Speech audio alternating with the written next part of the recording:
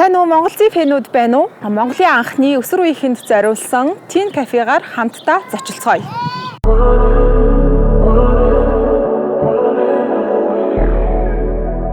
Улаанбаатарт ийм газар байдаг гэдгийг мэдхүү.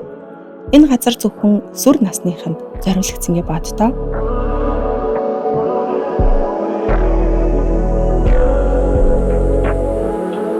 Teen Cafe-д өсвөр үеийнхэн ирээд бас PlayStation тоглох боломжтой. Хардаа маш олон төрлийн тоглоомуудтай. Тэгээд найзуудтайгаа суугаад чийлрэх маш гоё тухтай орчинтой юм байна.